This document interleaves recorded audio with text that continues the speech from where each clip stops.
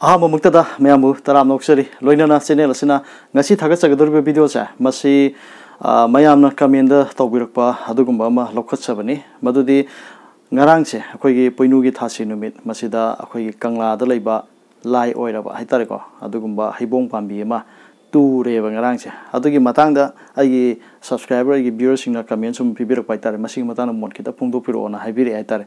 Masigi Matanga, I am Kangaidana, Pundoxa Basuna Aduga, I have Sigimatani, I am Kanamatic Savasuna Satico. Adubu, I have some Hoige, Mamang Edigi, Ipai history, Marilla, never some Torponina, Masing Matansum Kangin Dramayam Hangbirpani.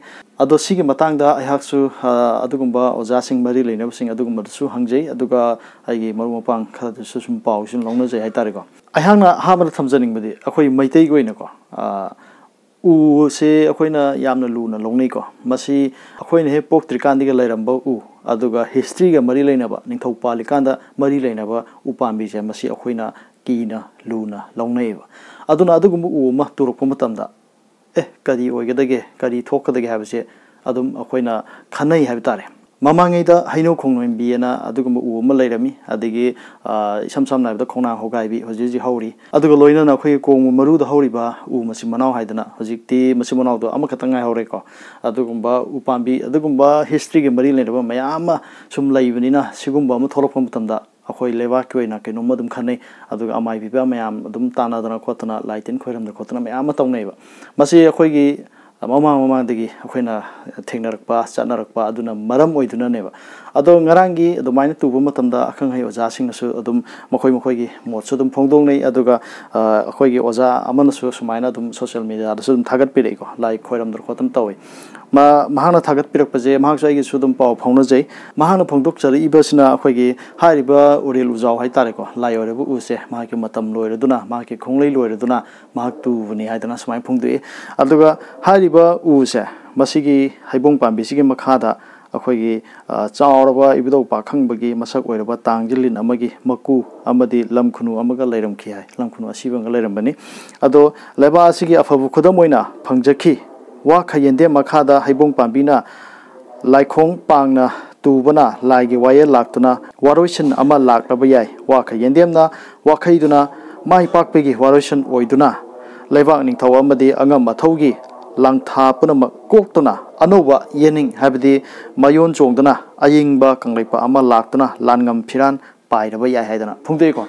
Asumna Ozasina, Pundopira, Mayam Sadum, social media, the Tenaramaneva. Although I had hygienic Bamana, Aduga Mayam, da, some Nixing Janing by Tare.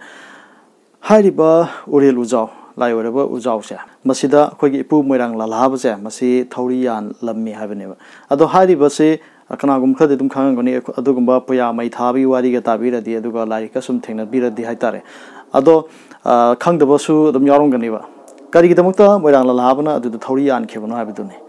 Madudi, Matamuda Kogi, Mayangi, Adugumba Pandit, Sandidasko Saina, in Sinlaga, Akogi, Ningto Pamaivaze, Maki. Ishagi ina lining, Mitego lining, Masi Tado Laga, Ramandi drama, Olanbani. Ado Olalaga, Akogi, Lady Prazamiam Siju, Mete lining, Tadoga, Adogumaziki, Ramandi Dramasito, Olan Abohanabani.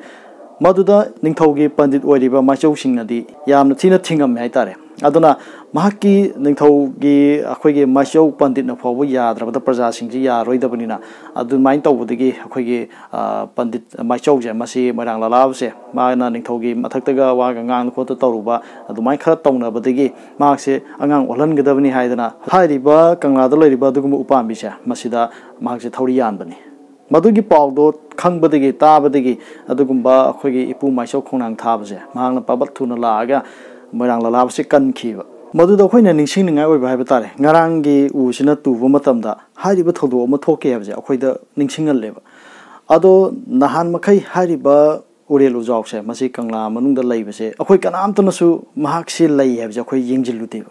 A quina Masmain Todana, Somai Marang Lavase, Somai Tokiva, Todoma, like Upambium, Lavinico, Canana so quite Yingiluti, Kanjilutiva. Aduga Mahana to Kivamatanda, Adugumba Warima, quite the Tole, Adugam among the Tokiva, Adugumba, Quina lining, Matang Tona Kivado, Aduma Quida, Nasidi, Aquida, Ninsingan, Bama Power Lever. Aduga Mom, the more Hanasum Kanjavas, Kainavam, the Maxi Maki Matam lawyer, the Maki Matam Konglay lawyer, the Max 2 Cravenever.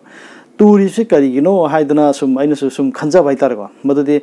ꯍꯧꯖꯤꯛꯁꯦ ꯑꯩꯈꯣꯏ ꯏꯅꯥ ꯂꯥꯏꯅꯤꯡꯒꯤ ꯃꯇꯥꯡꯗ ꯑꯩꯈꯣꯏ ꯌꯨꯝꯊꯣꯡꯒꯤ ꯑꯣꯏꯅ ꯑꯌꯥꯝꯕ ꯅꯍꯥꯁꯤꯡ ꯍꯧꯒꯠꯂꯛꯏꯕꯁꯤꯡ ꯒ꯭ꯌꯥꯟ ꯂꯣꯏ ꯇꯥꯔꯦ ꯂꯣꯏ ꯈꯪꯉꯦ ꯏꯅꯥ ꯂꯥꯏꯅꯤꯡꯗ ꯑꯌꯥꯝꯕ ꯂꯣꯏꯅ ꯍꯟꯖꯜꯂꯛꯇꯅ ꯀꯩ ꯍꯥꯏꯅꯤ ꯑꯑꯣꯟꯕ ꯑꯃ ꯐꯖꯅ ꯂꯥꯛꯑꯦꯕ ꯍꯧꯖꯤꯛ ꯍꯧꯖꯤꯛ ꯇꯧꯔꯤꯕ ꯑꯩꯈꯣꯏꯒꯤ ꯂꯥꯟꯁꯦ ꯃꯁꯤꯗ ꯇꯧꯔꯤꯕ ꯑꯩꯈꯣꯏ ꯑꯔꯥꯝꯕꯩ ꯇꯦꯡꯀꯣꯜꯗꯒ ꯅꯍꯥꯔꯣꯜ ꯃꯌꯥꯝ ꯑꯃ ꯍꯥꯏꯗꯤ ꯅꯍꯥ ꯃꯌꯥꯝ ꯌꯥꯎꯁꯜꯂꯛꯇꯅ ꯈꯣꯠꯇꯅꯒ ꯇꯧꯔꯤꯕꯁꯦ ꯃꯁꯤ ꯑꯩꯈꯣꯏꯁꯦ ꯍꯥꯟꯅ ꯂꯩꯔꯝꯕꯗꯒꯤ ꯑꯑꯣꯟꯕ ꯑꯃ ꯑꯩꯈꯣꯏꯁꯦ ꯃꯤꯀꯞ ꯊꯣꯛꯂꯛꯄ ꯑꯆꯧꯕ ꯃꯤꯀꯞ ꯊꯣꯛꯂꯛꯄ ꯑꯃ ꯑꯣꯏꯌꯦꯕ ꯑꯗꯨꯅ ꯃꯔꯝ ꯑꯣꯏꯔꯒ ꯍꯥꯏꯔꯤꯕ ꯃꯍꯥꯛꯅ ꯂꯩꯔꯝꯃꯤꯕ ꯎꯁꯦ ꯃꯍꯥꯛꯅ ꯇꯨꯈ꯭ꯔꯤꯕꯁꯦ ꯃꯍꯥꯛ ꯇꯨꯔꯁꯨ ꯌꯥꯔꯦ ꯅꯈꯣꯏ ꯌꯥꯔꯦ ꯅꯈꯣꯏ ꯍꯧꯖꯤꯛ ꯃꯤꯀꯞ ꯊꯣꯛꯑꯦ ꯅꯈꯣꯏ ꯍꯧꯖꯤꯛ ꯒ꯭ꯌꯥꯟ ꯇꯥꯔꯦ ꯍꯧꯖꯤꯛꯇꯤ ꯑꯩꯍꯥꯛꯅ ꯂꯦꯞꯇꯨꯅ ꯂꯩꯇ꯭ꯔꯒꯁꯨ ꯅꯈꯣꯏꯅ ꯑꯁꯨꯝꯅ ꯁꯨꯃꯥꯏꯅ ꯇꯧꯔꯛꯄꯁꯦ ꯃꯁꯤꯅ ꯃꯔꯝ ꯑꯣꯏꯔꯒ ꯑꯩꯈꯣꯏꯅ ꯃꯃꯥꯡꯗ ꯑꯩꯈꯣꯏꯅ ꯇꯧꯖꯔꯝꯕ ꯍꯥꯏꯕꯗꯤ ꯏꯄꯨ ꯃꯥꯏꯆꯧꯁꯤꯡ ꯍꯥꯏꯇꯥꯔꯦꯀꯣ ꯃꯈꯣꯏꯅ ꯇꯧꯖꯔꯝꯕꯁꯦ ꯃꯁꯤꯒꯤ ꯃꯍꯩ ꯂꯥꯛꯑꯦ ꯑꯩꯈꯣꯏ ꯃꯉꯥꯟ ꯑꯃ ꯂꯥꯛꯑꯦ ꯅꯈꯣꯏ ꯒ꯭ꯌꯥꯟ ꯇꯥꯔꯛꯑꯦ ꯑꯗꯨ ꯑꯣꯏꯇꯥꯔꯒꯗꯤ ꯑꯩꯍꯥꯛꯀꯤꯁꯨ ꯃꯇꯝ ꯂꯣꯏꯔꯦ ꯅꯈꯣꯏ ꯒ꯭ꯌꯥꯟ ꯇꯥꯔꯛꯑꯕꯅꯤꯅ ꯍꯥꯏꯗꯅ ꯑꯗꯨꯃꯥꯏꯅ ꯑꯃ ꯑꯩꯈꯣꯏꯗ ꯄꯥꯎꯗꯝ ꯑꯃ ꯄꯤꯕꯒꯨꯝꯕ ꯑꯃ ꯁꯨꯝ ꯐꯪꯕ ꯍꯥꯏꯇꯥꯔꯦꯀꯣ